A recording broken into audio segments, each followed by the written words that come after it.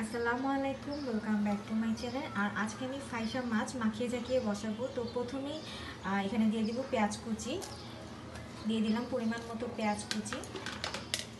আর এরপর দিয়ে দিব হচ্ছে আদা রসুন পেস্ট। আর যেহেতু আমি এটা মাখিয়ে জাকিয়ে বসাবো, তার জন্য আমি একেবারে সব কিছু মশলা একেবারে দিয়ে দিচ্ছি। দিয়ে দিব হলুদের গুঁড়া, আর এখন দিয়ে দেবো স্বাদ মতো লবণ। আর এই সবকটা উপকরণ দিয়ে এটা আমি সুন্দর করে হাতে মাখিয়ে নিব। আর এখন দিয়ে দিচ্ছি হচ্ছে মরিচের গুঁড়ো,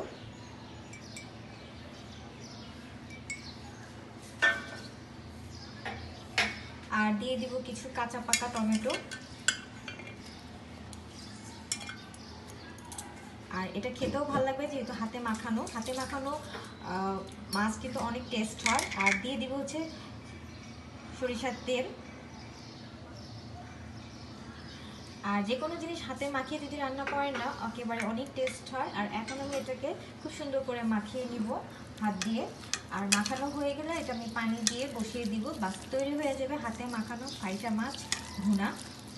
এটা মোটামুটি আমি সুন্দর করে মাখিয়ে নিচ্ছি, যাতে মাছের মধ্যে মশলাগুলো খুব ভালো মতো মিক্সড হয়ে যায়। আর এটা মোটামুটি মাখানো হয়ে গেছে। আর এটা মাখানো শেষ। এখন আমি এটা মাখানো হয়েছে, হাত ধোয়া পানিটা দিয়ে দিব। আর এটা পরিমাণ মতো পানি দিয়ে এটা আমি চুলায় বসিয়ে দিচ্ছি। আর এটা আমি চুলায় বসিয়ে দিয়েছি, সামান্য একটু নেড়ে চেড়ে দিব বড় কাঠা পর্যন্ত। আর ফাইসা মাছটা আমার মোটামুটি রেডি। আর এখন আমি কিছু ধনেপাতা দিয়ে দিলাম।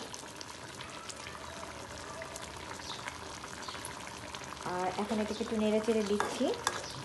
আর এটা হয়ে গেছে প্রায়। আর এটা একটা সার্ভিং ডিশে আপনাদেরকে দেখাবো।